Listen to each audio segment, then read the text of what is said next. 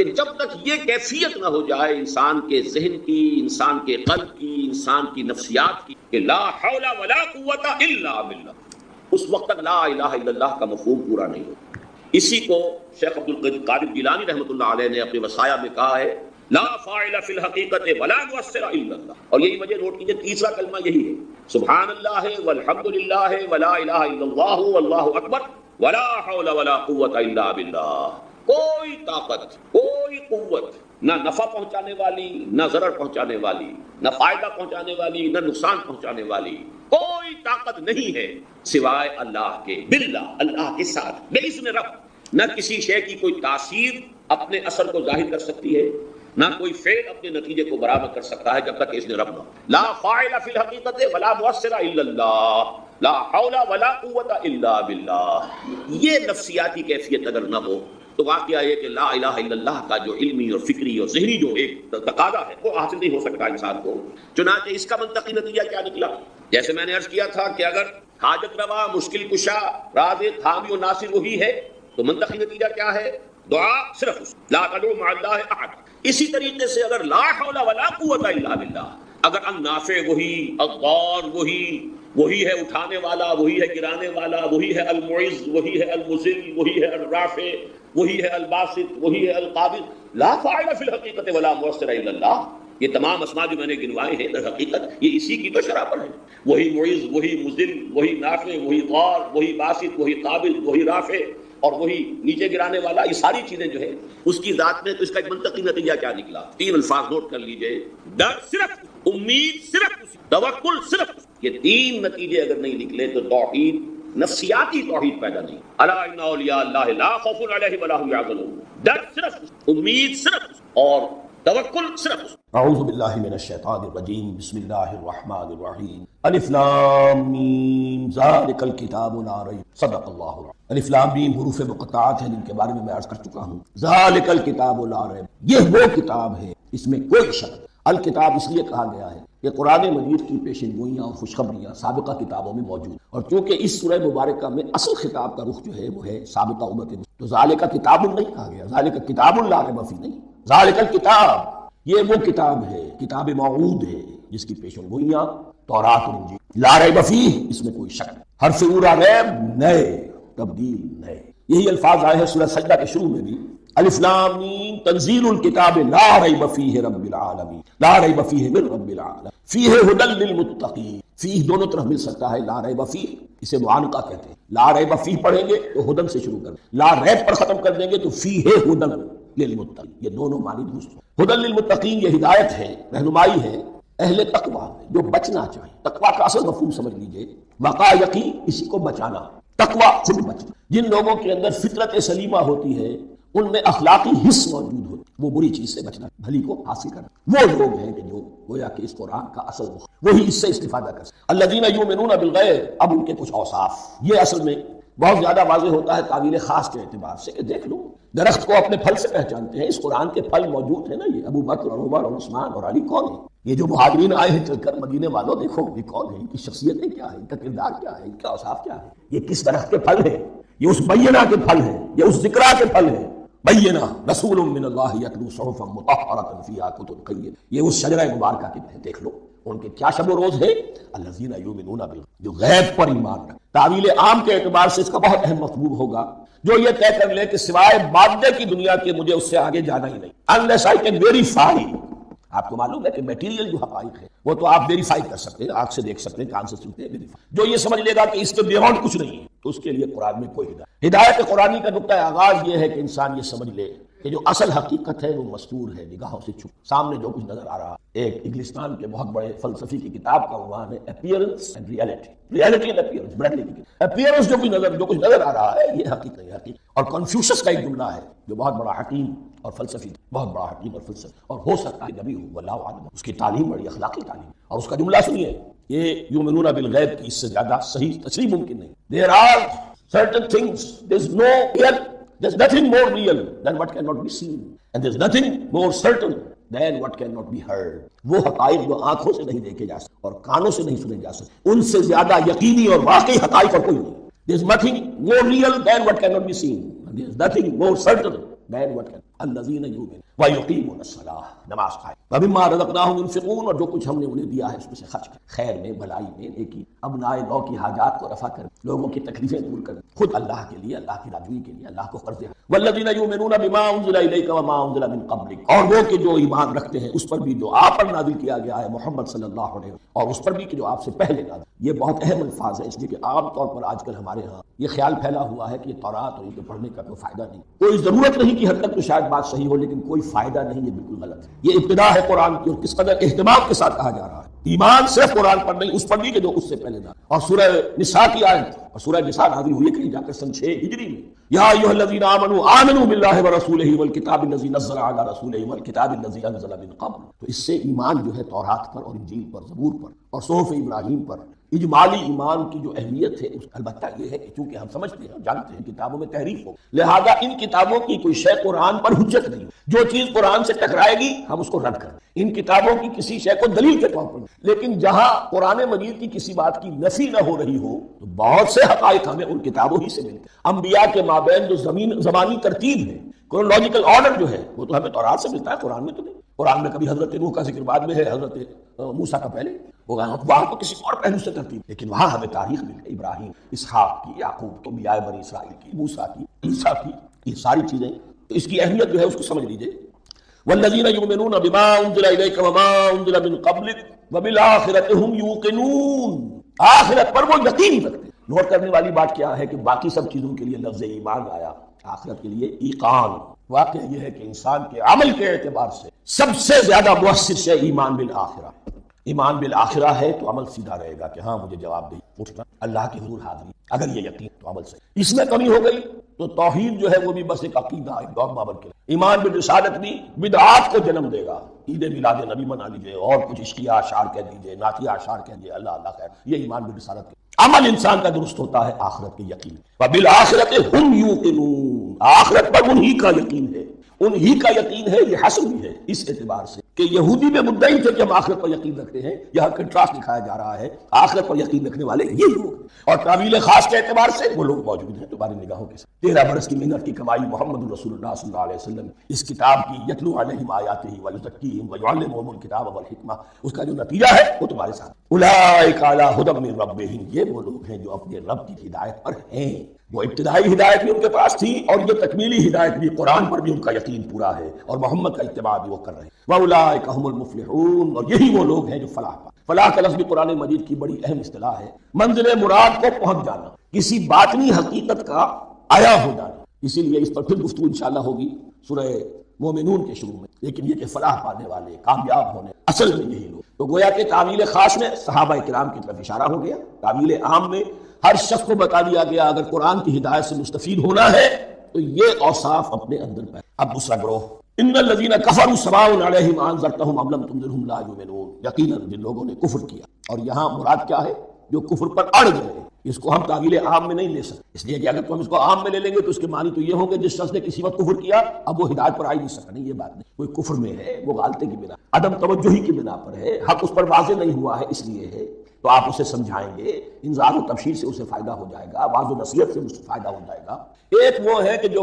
حق کو سمجھ کر، پہچان کر اور پھر اڑ گئے، ضد کی وجہ سے، ہٹ دھرمی کی وجہ سے، تعصب کی وجہ سے، تکبر کی وجہ سے، حسد کی وجہ سے۔ ان الذین کفروا، ایسے لوگوں کا معاملہ کیا ہے؟ سواء علیہم انذرتہم ام لم تنذرہم لا یؤمنون، برابر ہے ان کے لیے، خواہ آپ انہیں سمجھائیں خواہ نہ سمجھائیں، ڈرائیں نہ ڈرائیں، انذار فرمائیں نہ کریں، لا یؤمنون، وہ ایمان لانے والے نہیں۔ وہی بات جو میں نے کہی تھی کہ سوتے کو جگایا جا سکتا ہے، جاتے کو کیسے؟ ختم اللہ علی قلوبہم وعلی سمعہم وعلی ابصارہم، ان کے دلوں پر اللہ نے مہر کر دی۔ کیوں کر دی؟ یہ ابتداء مہر نہیں ہوئی، جب حق کو پہچان کر انہوں نے رد کر دی، اس کی پاداش ہے، اس کی سزا ہے۔ ختم اللہ علی، اللہ نے ان کے دلوں پر مہر کر دی ہے، وعلی سمعہم، اور ان کی سماعت پر بھی، وعلی ابصارہم غشاوہ، اور ان کی آنکھوں کے سامنے پردہ پڑا۔ یہ مضمون سورہ یاسین کے شروع میں پھر آئے گا بہت شخص۔ وَلَهُمْ عَذَابٌ عَظِيمٌ، اور ان کے لیے تو اب بہت بڑا عذاب۔ یہ دوسرا گروہ، ایک رکوع میں دو کو سمیٹ لیا گیا، کل ابھی 7 آیتیں ہوئی ہیں۔ ایک وہ گروہ جس نے قرآن مجید کی دعوت سے صحیح استفادہ، ان میں طلب ہدایت کا مادہ موجود تھا، ان کی فطرتیں سلیم تھی، ان کے سامنے دعوت آئی، قبول کی، اور قرآن کے بتائے ہوئے راستے پر چلے۔ وہ گلے سرسبد ہیں، وہ شجرہ قرآنی کے نہایت مبارک اور مقدس، وہ اس کے پھل ہیں۔ ایک گروہ وہ ہے جس نے حق کو پہچانا لیکن اس کو رد کر اپنے تعصب یا ہٹ ڈرنے ان کا ذکر آ گیا بہت اس لیے کہ ان کا ذکر آپ کو بہت تفصیل سے 32 صورتوں میں ملے. اب آیا تیسرا کرو وَمِنَ النَّاسِ، اور لوگوں میں کچھ ایسے مَن يَقُولُ آمَنَّا بِاللَّهِ وَبِالْيَوْمِ الْآخِرِ وَمَا هُم بِمُؤْمِنِينَ، جو کہتے تو یہ ہے کہ ایمان رکھتے ہیں اللہ پر بھی اور یوم آخر پر بھی مگر وہ حقیقت میں مومن. یہاں ایک بات سمجھ لیجیے، اکثر و بیشتر مفسرین نے اس تیسری کیٹیگری کے بارے میں یہی رائے قائم کی ہے کہ یہ منافقین اگرچہ لفظ منافق یا لفظ نفاق نہیں آیا، لیکن مولانا غیاث مصطفی صاحب نے ایک رائے ظاہر کی ہے جو بڑی قیمتی، وہ یہ کہ یہاں ایک کردار کا نقشہ کھینچ دیا گیا ہے. غور کرنے والے غور کر لیں، دیکھ لیں جس پر بھی وہ چسپاں ہو جائے. اور بالفعل جب یہ آیات نازل ہو رہی تھی تو دو طبقات پر یہ کردار نگاری جو ہے، یہ جو شخصیت کا ہیولہ کھینچا جا رہا ہے، وہ دو کے اوپر راست آ رہا ہے. ایک علماء یہود، وہ بھی کہتے تھے کہ ٹھیک ہے محمد جو کہہ رہے ہیں ہم بھی اللہ کو مانتے ہیں آخرت، اسی لیے یہاں رسالت کا ذکر، بھائی ہم محمد ہی کو نہیں مانتے نا صلی اللہ علیہ وسلم، باقی اگر 1.25 لاکھ نبی آئے ہیں تو باقی 1.25 لاکھ کو تو ہم مانتے ہیں، ایک محمد کو نہیں مانا، ایک عیسیٰ کو نہیں، بس تو ہمیں بھی مانا جانا چاہیے کہ ہم بھی مسلمان. ایک یہ ان کی رائے ہے. اور واقعہ یہ ہے کہ یہاں اس طریقے کا تذکرہ ہو رہا ہے کہ جس سے ان کا کردار بھی جھلک رہا ہے، روح سخن ان کی طرف. مجھے یاد ہے اپنی 10ویں جماعت کے زمانے میں دہلی میں نے دیکھا تھا کیناٹ سرکس، وہاں کا ایک بڑی مارکیٹ ہوتی، تو جوتے کی دکان پہ بہت بڑا جوتا لٹکایا ہوا تھا، بہت بڑا، اور لکھا تھا free to home it fits, جس کے پاؤں میں یہ ٹھیک ٹھیک آ جائے وہ لے جائے. تو یہ free to home it fits ہے، ایک کردار ہے. اب یہ کردار جس کے اوپر بھی فٹ بیٹھ جائے، ان میں یقیناً زیادہ تو غلبہ یہی ہے جو مفسرین کی رائے ہے منافقین کا معاملہ جو، لیکن یہ کردار بعین نہیں فٹ بیٹھ رہا ہے یہود کے اوپر. اور یہ بھی نوٹ کر لیجئے کہ جو مدینہ منورہ میں نفاق کا جو پودا پروان چڑھا ہے، بلکہ پودا نہیں کہنا چاہیے، جھاڑ جھکاڑ جو پروان چڑھا ہے، وہ یہودیوں کے زیر اثر، جیسے جنگل کے اندر بڑے بڑے درخت بھی ہوتے ہیں اور اندر جو ہے نیچے جھاڑیاں بھی ہوتی، تو یہ نفاق کا جھاڑ جھکاڑ جو ہے وہ یہودی علماء کا جو پودا تھا اور وہ بڑا تھا، اس میں کوئی شک نہیں، اس کے سائے میں پروان. ان دونوں میں معنوی ربط. وَمِنَ النَّاسِ مَن يَقُولُ آمَنَّا بِاللَّهِ وَبِالْيَوْمِ الْآخِرِ وَمَا هُم بِمُؤْمِنِينَ، اور لوگوں میں سے کچھ ایسے بھی ہیں جو کہتے تو یہ ہے کہ ہم ایمان رکھتے ہیں اللہ پر اور یوم آخر پر، لیکن وہ مومن نہیں. يُخَادِعُونَ اللَّهَ وَالَّذِينَ آمَنُوا وَمَا يَخْدَعُونَ إِلَّا أَنفُسَهُمْ، وہ دھوکہ دینے کی کوشش کر رہے ہیں اللہ کو اور اہل ایمان کو. یہ يُخَادِعُون جو ہے یہ باب مفاعلہ ہے، باب مفاعلہ میں کشمکش ہوتی ہے، کشاکش ہوتی ہے، لہذا ترجمہ میں نے کیا کوشش کر رہے ہیں. وما يخدعون الا انفسهم، یہ ثلاثی مجرد میں آ گیا، اور نہیں دھوکہ دے رہے مگر صرف اپنے آپ کو. یہ یقینی ہے اپنے آپ کو تو دھوکہ دے رہے ہیں، لیکن یہ کہ اللہ اس کے رسول کو، اللہ اور اہل ایمان کو دھوکہ نہیں. سورہ نساء کی آیت نمبر 142 میں کھل کر منافقین کے بارے میں یہی الفاظ آئے ہیں، ان المنافقین یخادعون اللہ وهو خادعهم، یقیناً منافقین جو ہے وہ اللہ کو دھوکہ دینے کی کوشش کر رہے ہیں اور اللہ انہیں دھوکہ دے. وما یشعرون، انہیں اس کا شعور نہیں. یہ بہت اچھی طرح نوٹ، منافقین کی بھی اکثریت وہ تھی جنہیں اپنے نفاق کا شعور نہیں، وہ اپنے تئیں سمجھتے تھے اپنے آپ کو، وہ کہتے تھے یہ بے وقوف لوگ ہیں. محمد رسول اللہ کے بارے میں کہتے تھے یہ خام خواہ جو ہے انہوں نے لڑائی بھڑائی مول لے لی ہے اہل مکہ کے ساتھ، کیا ضرورت ہے امن کے ساتھ جو ہے بات کرنے. وہ سمجھتے تھے کہ ہم خیر خواہ ہیں، ہم بھلی بات ہیں، یہ بے وقوف لوگ ہیں، دیکھتے نہیں کہ کس سے ٹکرا رہے ہیں، ہاتھ میں اسلحہ نہیں ہے اور لڑائی کے لیے جا رہے ہیں. وہ بے وقوف تو یہ ہے، لیکن وہ سمجھتے تھے کہ ہم مخلص ہیں، ہم مسلح ہیں. ما یشعرون بہت ضروری. بعض لوگ منافق ایسے بھی تھے کہ جو اسلام میں داخل ہی ہوتے تھے دھوکہ دینے کی خاطر، اور ان پہ پہلے دن سے واضح ہوتا تھا کہ ہم مسلمان نہیں ہیں، ہم نے اسلام کا لبادہ اوڑھا ہے صرف دھوکے کے لیے. اس کا ایک ذکر سورہ آل عمران میں. لیکن اکثر و بیشتر منافقین دوسری طرف جنہیں اپنے نفاق کا شعور حاصل، فی قلوبہم مرض، ان کے دلوں میں ایک روگ ہے، بیماری. یہ روگ اور بیماری کیا ہے؟ ایک لفظ میں اس کو تعبیر کیا جائے کردار کی، ویکنس آف کیریکٹر. ایک شخص وہ ہوتا ہے کہ جو سمجھتا ہے یہ حق ہے، حق کے بعد اب جو ہو سو. ایک حق کو حق پہچان کر رد کر دیتا ہے وہ کافر ہو گیا. ایک حق کو حق پہچان کر آیا تو صحیح، لیکن ویکنس آف قوت ارادی کمزور ہے. آخرت بھی چاہتے ہیں، دنیا کو بھی ہاتھ سے دینے کو تیار، یہاں کا بھی کوئی نقصان نہ ہو اور آخرت کا بھلا ملے. یہ اس کو کہا روگ. فی قلوبہم مرض فزادہم اللہ مرضا، تو اللہ نے ان کے مرض میں اضافہ کیا. یہ اللہ کی، آپ حق پر چلنا چاہیں حق کا راستہ آپ کے لیے، آپ برائی کی طرف جانا چاہیں بڑی سے بڑی برائی آپ کے لیے ہلکی ہوتی چلی جائے، کوئی خاص بات ہی نہیں، چلو یہ بھی کر دو، جب یہ کر لیا تو یہ بھی کر دو. اور اگر آپ بین بین لٹکنا چاہیں تو اللہ اسی پہ ٹھیک ہے، آپ سمجھتے ہیں ہم کامیاب ہو رہے ہیں. ہم نے مسلمانوں کو بھی دھوکہ دے لیا، وہ ہمیں مسلمان سمجھ، اور یہودیوں کو بھی دھوکہ دے لیا، وہ سمجھتے ہیں کہ ہم ان کے ساتھ سمجھا کامیاب ہو رہے ہیں. فی قلوبہم مرض فزادہم اللہ مرضا ولہم عذاب علیم بما کانوا یکذبون، اور ان کے لیے تو دردناک عذاب ہے. عذاب عظیم کا لفظ آیا تھا اوپر کفار کے، وَلَهُمْ عَذَابٌ عَظِيمٌ 7ویں آیت پر، اور عذاب علیم کا لفظ آیا یہاں، ان کے لیے دردناک المناک عذاب ہے. بما کانوا یکذبون، بسبب اس جھوٹ کے جو وہ بول. وَإِذَا قِيلَ لَهُمْ لَا تُفْسِدُوا فِي الْأَرْضِ، اور جب ان سے کہا جاتا تھا مت فساد کرو زمین. مراد کیا ہے کہ جب محمد کو مان لیا کہ پیروی کرو ان کا حکم ہے تو جنگ کے لیے نکلو، ان کی طرف سے تقاضا آتا ہے مال پیش کرو، اور اگر تم اس سے کتراتے ہو تو فساد مچا رہے، جماعتی زندگی کے اندر فتنہ و فساد پیدا کرو. وَإِذَا قِيلَ لَهُمْ لَا تُفْسِدُوا فِي الْأَرْضِ، قالوا انما نحن مصلحون، وہ کہتے تھے نہیں ہم تو صلح کرانے میں اصلاح کر، ہم چاہتے ہیں لڑنا بڑنا کوئی نہیں ہے، ٹکراؤ فساد ہو، یہ کوئی اچھے کام تھوڑا، بس ٹھنڈے ٹھنڈے دعوت دیتے رہو، جو چاہے قبول کر لے، خام خواہ یہ ٹکرانا، یہ جنگ کرنا اور اللہ کے دین کو غالب کرنے، یہ قربانی دو اور یہ مصیبت جھیلو اور یہ مشقت برداشت کرو اور یہ چیز چھوڑو اور یہ ترک کرو، یہ کاہے کے لیے؟ وَإِذَا قِيلَ لَهُمْ لَا تُفْسِدُوا فِي الْأَرْضِ قَالُوا إِنَّمَا نَحْنُ مُصْلِحُونَ أَلَا إِنَّهُمْ هُمُ الْمُفْسِدُونَ وَلَٰكِن لَا يَشْعُرُونَ، آگاہ ہو جاؤ کہ وہی ہے مفسد، فساد پھیلا، اس لیے کہ محمد رسول اللہ کی دعوت ہے زمین میں اصلاح کے لیے، اس اصلاح کے لیے کچھ آپریشن کرنا پڑے گا،